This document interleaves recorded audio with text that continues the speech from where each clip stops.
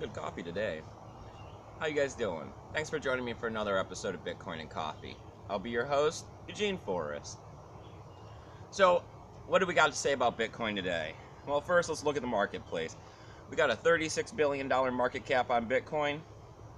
Seems pretty good. Standard of lately, right?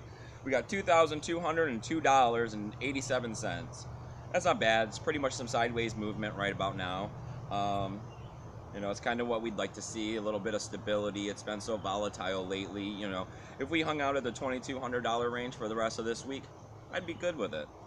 We got Ethereum. They're taking a 7.7% gain today. They're coming in at $225.93. This is great for them. I mean, there's so much happening with Ethereum that the community it was pretty much divided, it seemed, on whether or not they thought Ethereum was a scam. And now with all these ICOs and everything that's happening and major companies starting to invest in it, and I mean Toyota, I said yesterday, was putting it in their prototype cars to see if they can get their cars on this super wide smart computer.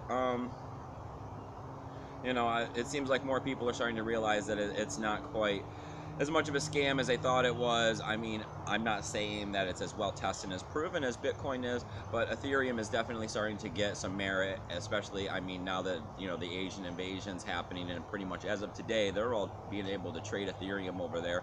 I do expect some volatility in the price, at least probably for the rest of this week, and if not the beginning of next week. It's something new for the Asians, so, of course they're going to be trying to mess around with it, pump it and dump it, and make a few bucks. We got Ripple coming in at 22.2 cents. That's some sideways movement. We got NEM. They're taking a little bit of a dip today, 8.2%, coming in at 19.5 cents. We got Ethereum Classic, sideways movement. A lot of them are making sideways movement, it looks like. $17.47. We got LTC taking a 5.8% dip, coming in at 24.11. I'd like to see that get a little higher. Dash, we got coming in at $122.91. We got Monero at $40.29. We got Zcash.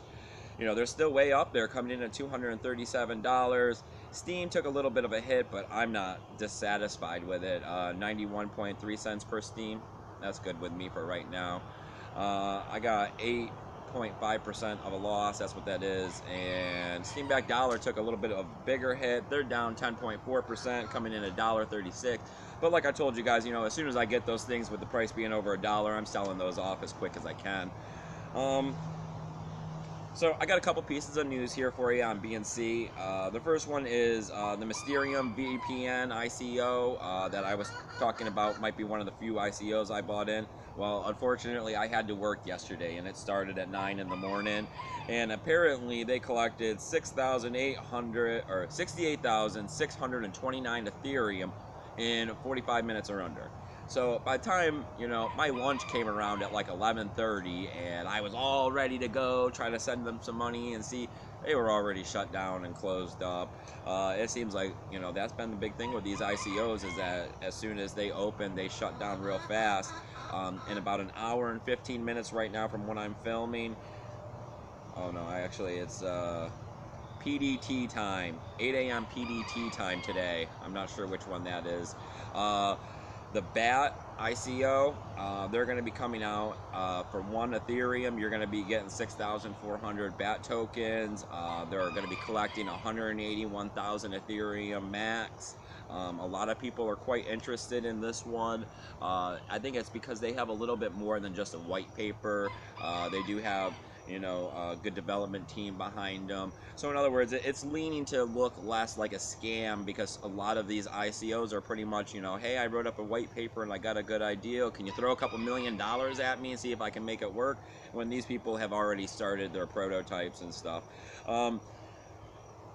So moving on, the next thing I really want to say to you guys is these people that are buying into ICOs, if you're real new to it, you need to make sure that you're using an Ethereum wallet that is capable of supporting the ERC20 tokens. I had somebody write me about this yesterday, and I was not able to get back to them because unfortunately I was at work, and they were wondering about, I guess, buying in on this Mysterium ICO, and they were trying to send the money from their Exodus wallet. And unfortunately, that's not going to work because the Exodus wallet does not support the ERC20 tokens. Down below, I have, it's like a paper wallet situation that is for Ethereum. It says ERC20 tokens. They support the ERC20 tokens. So if you're new, I would recommend getting that wallet, putting your Ethereum in there, and transferring it from there to pay for any ICOs if that's something that you're looking to do. Once again, I'm never recommending to buy into ICOs. There is a lot of risk that's involved with it. I would much rather see you buy your Bitcoin and hold on to it, and then you're guaranteed to make some money. But if you're going to go out and you're going to purchase it in an ICO, more power to you. Do what you want with your money, but try to make sure that you're safe about it. Try to make sure you use the proper wallet, because if you don't, you're just throwing your money away. And, that's really the last thing I'd like to see for you here at BNC. Next up, I got that Russia. They're going to be they're drawing up paperwork to figure out how to tax BTC. They're looking at it as a commodity and wanting to tax it that way. I think that this is more in their step of figuring out how to have it as a legal form of payment. Once that, they want to be able to get their hands in the cookie jar and get their part of it. So, once they find a way to make it legal, they already want to have the tax laws in place so that they're getting their fair share. They're saying that by June 1st, they could have some sort of a tax proposal put together. So, that's wonderful. It steps in the right direction. I mean, there's no way we're getting away from the tax man. Al Capone never did. So let me see what else I got here. Oh, I got Walmart is trying to patent a blockchain for drone delivery. That seems like a little bit far out there technology, but I mean, it just goes to show that these things are happening and that blockchain technology is going to be part of the future. I mean, we're not thinking of it tomorrow, but I mean, in 20 years from now, we're going to have drones flying all around, dropping off our packages, Ethereum paying and unlocking doors, and, delivery confirmation through blockchains and paying for stuff with BTC or Dash. I mean, the future is looking amazing. And then the last little bit I got here, which is probably the biggest story, that's why I'm saving it for the end here, is we're making progress. We have a senior senator, a senator Republican is standing up for us against Coinbase.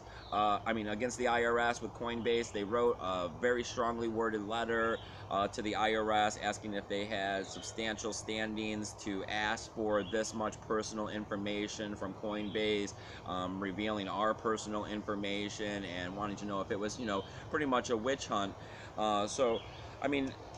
What is behind this? I don't know. I mean, do these senators have, their own Bitcoin and they've been moving it around behind scenes, trying not to pay their taxes and, receive, discretionary funds for their elections, in a shady fashion? Who knows? But, the fact that we're finding protection, all over the place with our transactions with Coinbase, just goes to show, that people want Bitcoin to function as it's designed. People want Bitcoin to go to the moon. People want to keep their Bitcoin safe. And, I mean, these are all wonderful things. So, if you like everything I got going on here at Bitcoin and Coffee, I need you to hit that subscribe button down there. We're over 1,100 followers here on YouTube. We're going to be hitting 800 followers on Steemit. I mean, I can't be any happier with the way that this is turning out. Last night I got my payment in. I told you I cashed out just a little bit of Bitcoin. Well, I went ahead and got my payment. It came in yesterday to the bank, and paid off a little bit of bills. You got to take care of those. But then I went ahead and I ordered another tire for the motorcycle, and I ordered a camera for you guys. Nothing great, just a $100 camera, but I'm figuring I should be able to get you guys some better resolution. It looks like I'm going to be able to do 30 frames per second in 1280p. So, I mean, that got to be better than this cheap $150 cell phone I'm using right now to film with. Because I want to do better for you guys. So, I got to say thank you for everything you're doing. I got donational addresses down there if you like what's going on here. Every dollar or two helps. It's a great way to support me. Next thing, I got to see about getting a mic. You guys all complain about the sound and the wind and everything else, so that's the next thing I'm looking towards, because I'm always trying to make it better for you. You guys, as far as I'm concerned with this, you guys are helping me with my hobby just as much as I'm helping you guys with information. So remember, the best tool down there is my email address. It's eugeneforest20@gmail.com. Shoot me an email. Let me know what's going on. Let me know what you're trying to figure out. We'll wrap our heads around it together and see if we can't get you there. And remember, friend, keep your Bitcoin safe.